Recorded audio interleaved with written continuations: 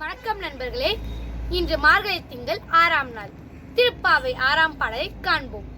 புல்லின் சிலம்பின் கான் புல்லரையன் கோயிலில் வெள்ளை விழிச்சங்கின் பேரரவம் கேட்டிலையோ, பிள்ளாய் எழுந்திராய் பேய்முலை நஞ்சுண்டு கள்ள சகடம் கலக்கலிய காலோச்சி வெள்ளத்தரவில் துயில மறந்த வித்தினை உள்ளத்து கொண்டு முனிவர்களும் யோகிகளும் மெல்ல எழுந்து அறிகின்ற பேரரவம் உள்ளம் புகுந்து குளிர்ந்தேலோர் எம்பாவாய்.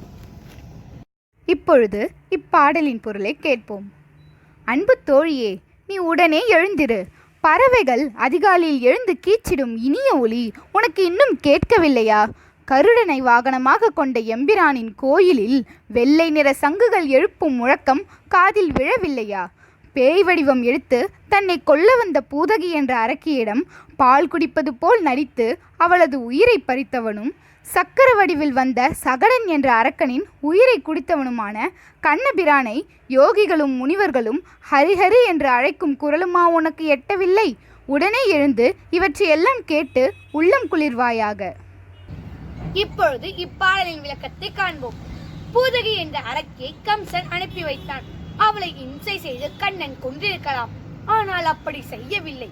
அவனுக்கு பால் தந்து தாய் ஸ்தானத்தை அடைந்து விட்டதால் தாய்மையை பாராட்டும் விதத்தில் அவளது மடியில் அமர்ந்து பாலை குடிப்பது போல் அமைதியாக உயிரை குடித்து அவளுக்கு மோட்சம் அளித்தான் எம்பெருமான்.